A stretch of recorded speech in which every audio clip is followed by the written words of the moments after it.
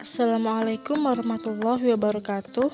Kami dari kelompok 10 yang beranggotakan saya sendiri Safira Laina Rizka, NIM 1910701998 dan Andevani Kurniawan, NIM 1910701998 akan membawakan tema mata kuliah Psikologi Tasawuf bertemakan psikoterapi sofistik.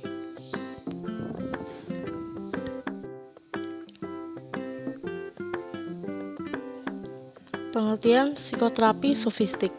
Dalam perspektif bahasa, kata psikoterapi berasal dari kata psyche dan terapi. Psyche mempunyai beberapa arti, antara lain jiwa dan hati.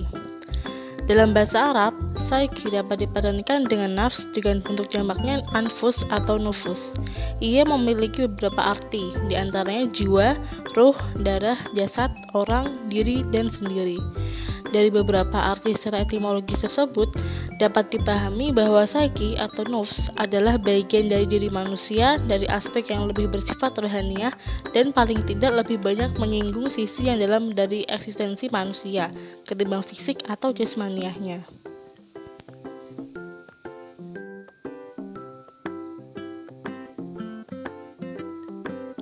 Psikoterapi ialah pengobatan penyakit dengan cara kebatinan atau penerapan teknik khusus pada penyembuhan penyakit mental atau pada kesulitan-kesulitan penyesuaian diri setiap hari atau penyembuhan lewat keyakinan agama dan di sisi personal dengan para guru atau teman.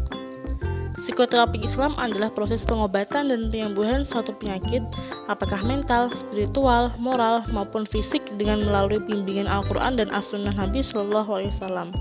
Atau secara empirik adalah melalui bimbingan dan pengajaran Allah SWT, malaikat-malaikatnya, nabi dan rasulnya atau ahli waris para nabinya.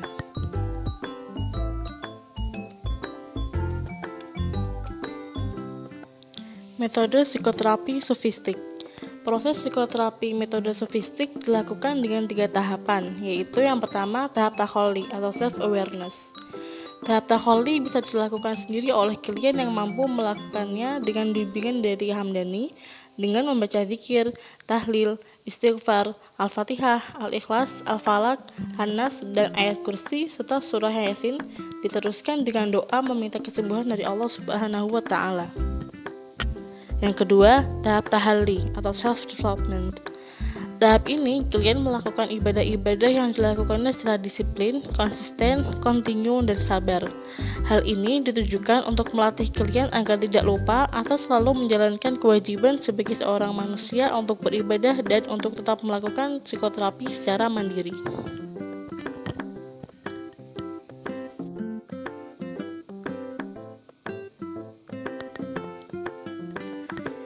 Dan yang ketiga, tahap tajalli atau self-empowerment.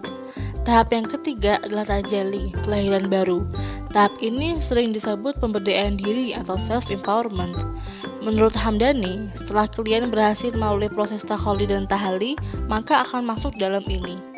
Tahap ini bisa dikatakan hasil dari kedua tahap sebelumnya yang memunculkan eksistensi baru dari klien melalui perbuatan, ucapan, sikap, gerak-gerik baru, martabat, status, sifat, karakteristik, dan esensi diri yang baru.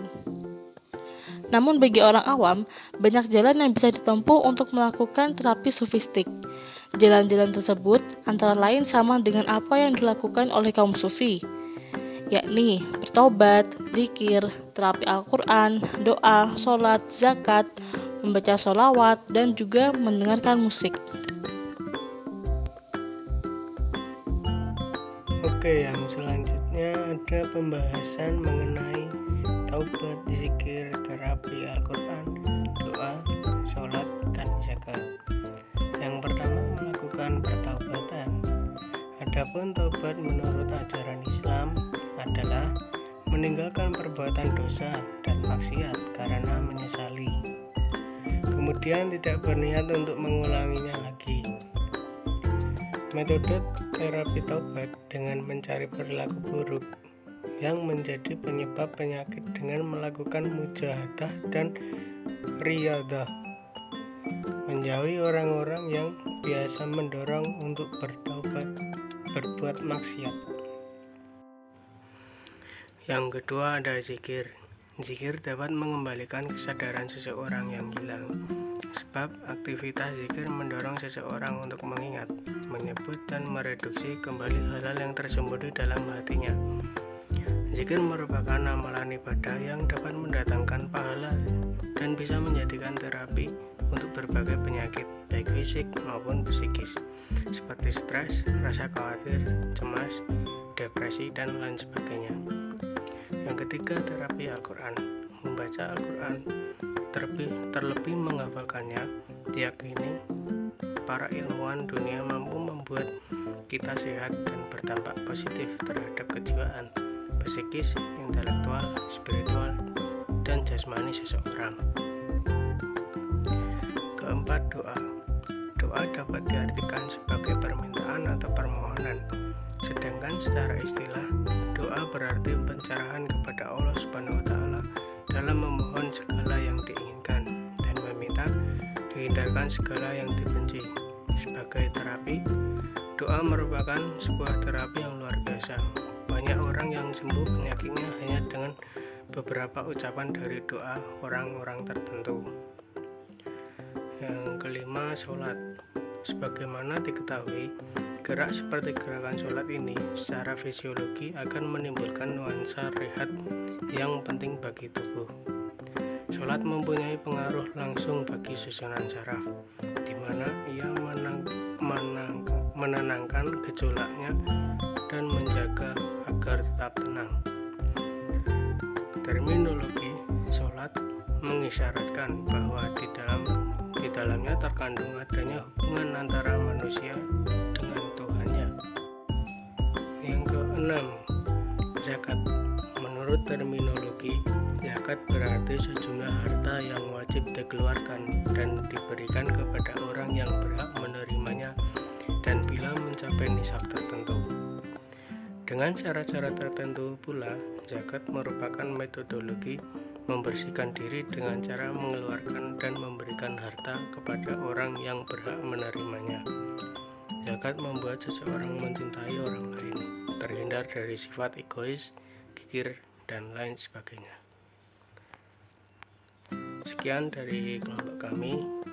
Bila ada salah kata maupun ucapan yang kami sampaikan, mohon dimaafkan.